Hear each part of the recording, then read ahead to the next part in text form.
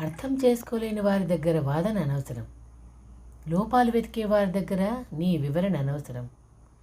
అర్హత లేని వారి మాటకు వేదన అనవసరం. బంధం విలువ తెలియని వారి దగ్గర రోదన అనవసరం. నిజమే కదా? ఒడ్డుకు చేరిన వారి మాటలు ఒకలా ఉంటాయి. నీళ్లలో ఈదేవాడి ఆలోచనలు ఇంకోలా ఉంటాయి. ఒకరిది అనుభవం, మరొకరిది పోరాటం.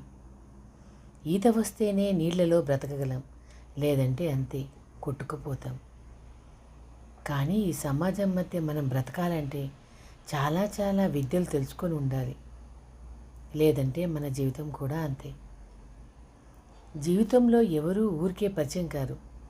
ప్రతి పరిచయం భగవంతుడు ముందుగా నిర్ణయించిందే. వాటిలో కొన్ని మర్చిపోయేవి, కొన్ని కడ వరకు వచ్చి నిలిచిపోయేవి. నిజమే కదా? వజ్రం విలువ తెలియని వారికి అది ఒక గాజు ముక్కలా కనిపిస్తుంది. అలాగని వజ్రానికి ఉన్న విలువ తగ్గదు. నీ విలువ తెలియని వారు ఉన్నారంటే వారి కోసం నీ విలువను నువ్వు తగ్గించుకోవాల్సిన అవసరం లేదు. నీ విలువ నీదే, గుర్తుంచుకో.